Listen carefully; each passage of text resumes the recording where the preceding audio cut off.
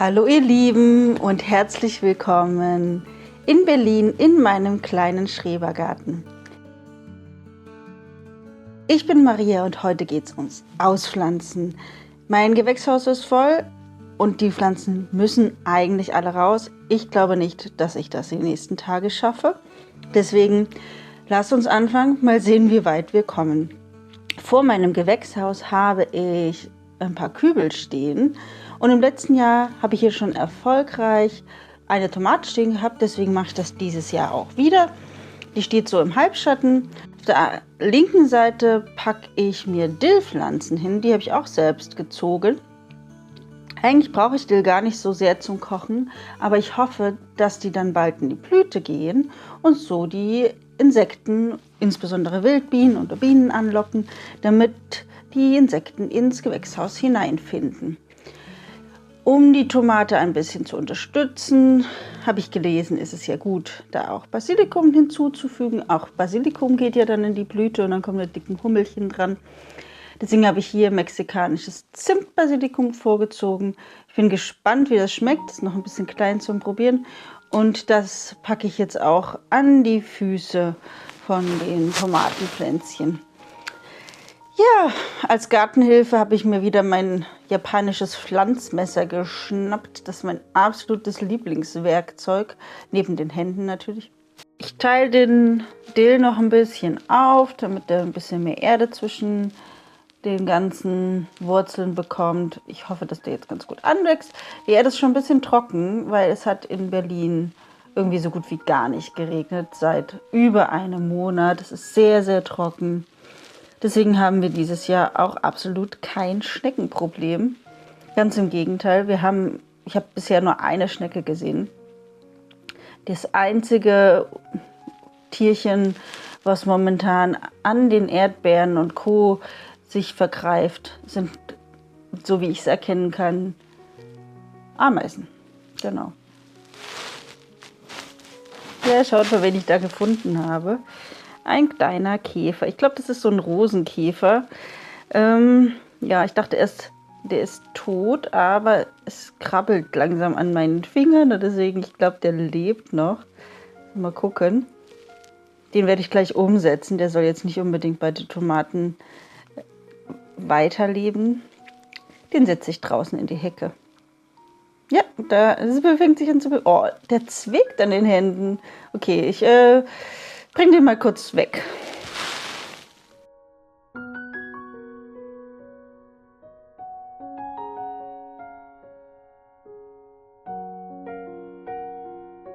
So, machen wir weiter mit der nächsten Aussaat. Mais. Ich habe gedacht, ich mache 2 Maissorten und da die sich so komplett farblich unterscheiden, kann ich die auch zusammen in einen Pott machen und habe mir extra welche geholt. Hier, die sind auch wirklich Kübel geeignet. Bei denen hier, die wären 1,50 Meter hoch und ja, man kann theoretisch die bereits schon vorher vorziehen, aber was perfekt ist, die ist jetzt im Mai die Aussaat. Ungefähr hier 3-4 Zentimeter, 2-3 Zentimeter tief. Und ich habe die schon mal 24 Stunden hier in diesen kleinen Gläschen aufquellen lassen. Man sieht auch die unterschiedliche Größe der Maiskörnchen. Ja, und dann packen wir die mal jetzt in so einen riesen Bottich, den ich dafür vorgesehen habe. Leider hat es ja die letzte Zeit überhaupt nicht geregnet. Das heißt, die Vorbereitungen, die ich hier gemacht habe, sind zwar gut, ein bisschen Erde aufgefüllt, aber es ist leider auch recht trocken. Deswegen muss ich, glaube ich, vorher noch mal angießen. Und ich werde die recht dicht pflanzen. Weil beim Mais ist es tatsächlich so, dass die Kolben und jedes einzelne Körnchen sich ja nur dann befruchtet, wenn oben von der Blüte auch etwas auf den Kolben und auf diese Kolbenhaare runterfällt. Erst dann kommt es wirklich zu einer Befruchtung des Maiskornes.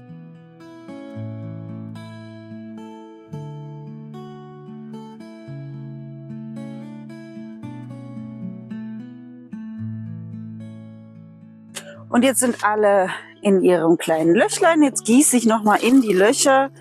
Da fällt hoffentlich die Erde ein bisschen rein und schwemmt das Ganze schön zu.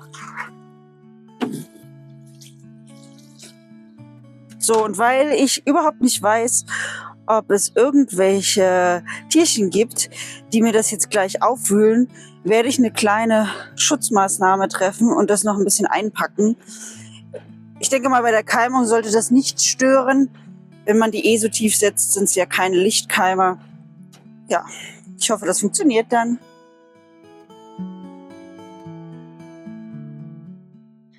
Ja, machen wir weiter. Bei meinem Hochbeet 1, da ist der Spinat etwas geschossen und der darf jetzt auch raus. Die Zwiebeln wachsen gut und hier habe ich schon mal das Rankenrüst hingestellt. Ja, und auch in diesem Beet finden sich Wildkartoffeln vom letzten Jahr. Ich nehme jetzt hier diesen Spinat raus, schaue, ob ich noch irgendwas davon verwenden möchte. Ja, und hier unter der Haube, da habe ich ja meinen Test. Da habe ich vor den Eisheiligen schon eine Auberginenpflanze reingesetzt. Und ja, wie man gleich sehen wird, die anderen Auberginenpflanzen zur gleichen Zeit ausgesät, gleiche Bedingungen, was die Anzucht angeht. Und die habe ich aber noch im Gewächshaus gelassen. Ich zeige euch gleich mal, wie das ausschaut. Schaut mal. Eigentlich sind die deutlich besser als das, was ich schon eigentlich vor 4 Wochen ins Hochbeet gesetzt habe. Zeigt mir so ein bisschen, dass die Aubergine keinen Vorteil hat, wenn sie schon eher raus ist. Sie ist sehr, sehr wärmeliebend und so warm war es eben jetzt noch nicht. Ja, dann werde ich jetzt mal die Auberginen einpflanzen. Ich danke euch übrigens, denn diese Community wächst ja mit jedem Abo und jeder bringt auch ein Stückchen Inspiration mit hier in die Gruppe. Wenn du auch mit dabei sein möchtest, dann klick gerne auf Abonnieren. Ich freue mich und beantworte auch jeden eurer Kommentare.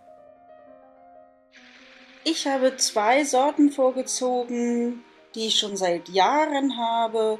Einmal die Black Beauty und die zweite Sorte ist die Violetta di Firenze.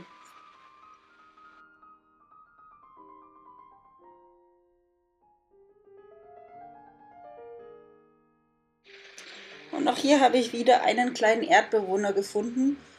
Und ich habe gedacht, ich weiß gar nicht genau, ob das jetzt ein Schädling oder nicht ist. Also habe ich schnell mal bei Google reingeworfen und festgestellt, dass es ein Wurm ist, der für die Humusbildung zuständig ist. Also darf der jetzt wieder brav zurück ins Beet und sich weiter um die Erde kümmern.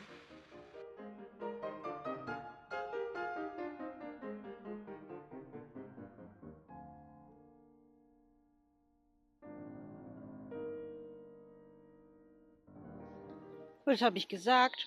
Habe die Auberginen eingepflanzt und schon ist hier Sonne auf dem Beet. Supi. Als nächstes möchte ich meine Gurken einpflanzen. Da habe ich hier dieses Rankenrüst und habe mir meine Gurken geschnappt. Das sind die Obelix-Gurken. Und damit die gut mit Wasser versorgt sind, werde ich zunächst erstmal meine Ola einbuddeln, weil die Gurken haben einen extrem hohen Wasserbedarf und man kann manchmal gar nicht so viel gießen im Hochbeet, wie es nötig ist. Übrigens benutze ich als Ola einen Weinkühler, den habe ich irgendwo mal secondhand bekommen. Bekommt man immer noch bei irgendwelchen Trödelmärkten diese Tontöpfchen, die ja schon von sich aus geschlossen sind. Sehr praktisch. Darauf noch ein kleiner Untersetzer und schon funktioniert's. Ja, und jetzt versuche ich nur noch die Gurkenpflänzchen so nah wie möglich an die Ola zu setzen, damit die Wurzeln relativ schnell auch immer wieder an Wasser kommen. Und das war's schon.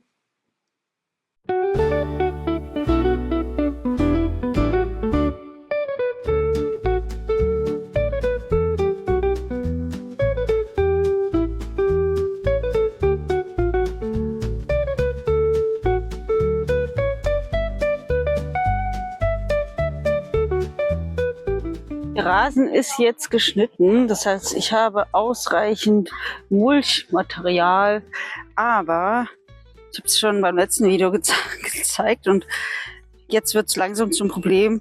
Die Kartoffeln, die sich hier spontan ausgepflanzt haben, nehmen jetzt den Raum für die Erdbeeren. Und ich glaube, ich hole die jetzt doch raus und habe noch extra Beet.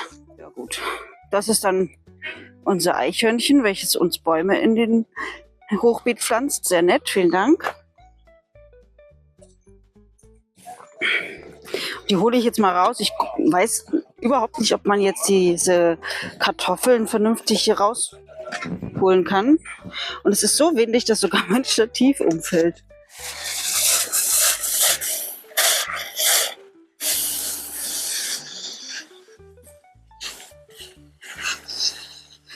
Bevor ich gleich mulche, muss ich erstmal richtig gießen, weil tatsächlich dieses Beet wieder sehr, sehr vertrocknet ausschaut und hier schon die ersten Erdbeeren ein bisschen traurig ausschauen.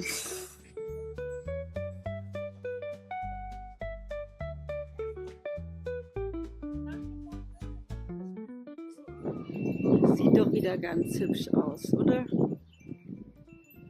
Jetzt können die Erdbeeren weiter reifen, wenn denn mal das Wetter mitspielen würde. Ja, meine Arbeit wurde unterbrochen, da meine Schwiegermama mich gefragt hat, ob ich ein Schild machen kann für einen Baum, den wir jemandem schenken, wo unsere Namen draufstehen. Und ich habe gedacht, oh klar, ich lasse mich gerne ablenken. Also schreibe ich jetzt hier den Namen für den Baum draus. Und zwar ist das eine Zaubernuss und dann unsere ganzen Namen. Und die brenne ich mit einem Lötkolben, so einem alten DDR-Lötkolben, glaube ich, dann ins Holz ein. Mal sehen, ob das funktioniert. Jetzt schreibe ich es erstmal vor. Und zwar rückwärts, damit es auch schön drauf passt. Nuss, Zauber,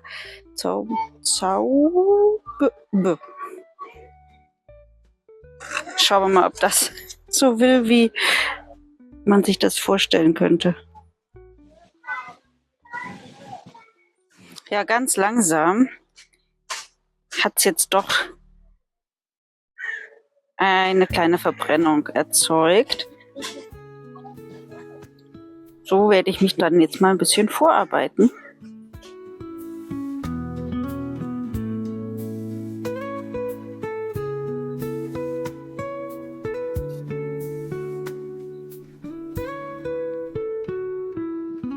Might sound like Asia citrons and butterflies.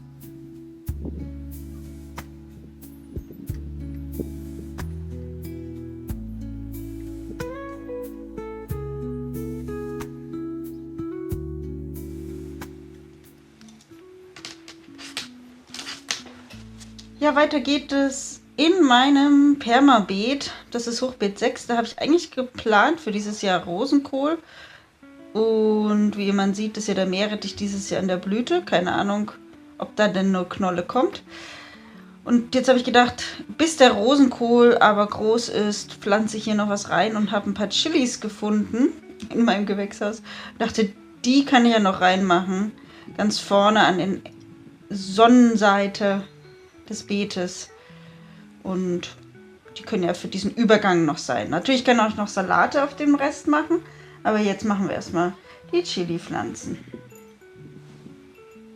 Ich habe mir da extra so eine kleine Abtrennung gebastelt aus einer Fliese. Mache ich immer gerne mal zur optischen Trennung. Und dann passiert das, was irgendwie heute verflixt ist. Mein Stativ fällt schon wieder um. Ja. Dabei ist es gar kein schlechtes Stativ. Aber es ist so windig. Naja. Machen wir mal weiter. Ich habe gedacht, weil die Chilis ja so wärmeliebend sind, mulche ich die auch nochmal. Ich habe ja nur genug Milch einfach da. Und so sehen sie auch gemütlich eingepackt aus. Und zum Schluss habe ich noch eine Glasplatte oben drauf gepackt, damit sie einfach noch ein bisschen es Wärme haben. Denn es ist nicht so warm.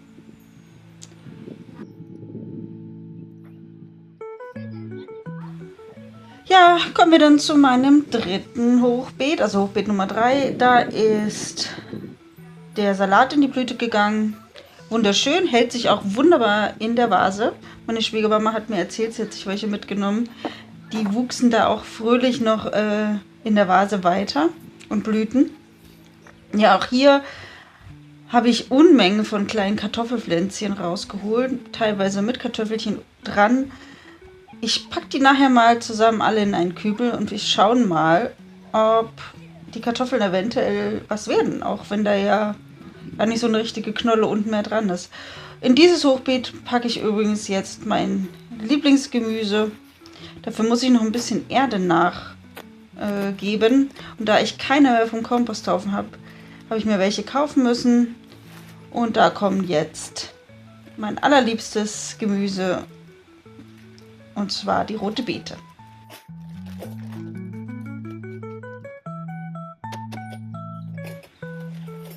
Auch hier einmal kräftig angießen und dann habe ich dieses Hochbeet geschafft.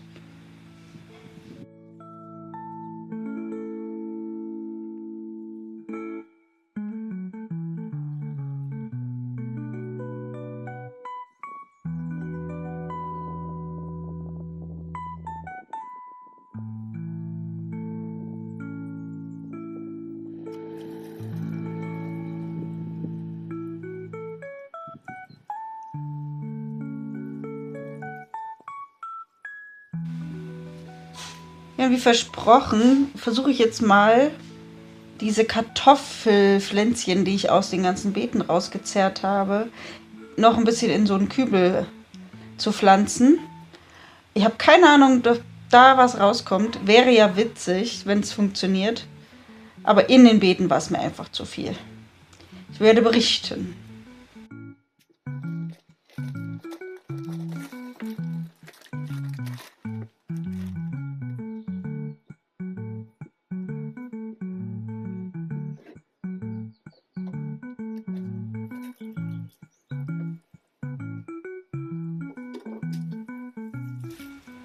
Und damit zeige ich euch noch einen kleinen Ausblick. Nicht nur wie die Amseln hier noch in meinem Garten rumturnen, sondern auch mein nächstes Projekt. Ich möchte eine Wildblumenecke machen, zusammen mit einem Buddha und einem Wasserspiel und ein paar Steinen. Seid gespannt, da bin ich gerade dabei. Wenn euch das Video gefallen hat, gebt mir gerne einen Daumen nach oben, lasst ein Abo da. Ich verabschiede mich von euch heute wieder mit einem wunderschönen Sonnenuntergang aus meinem kleinen Garten. Bis bald, ihr Lieben!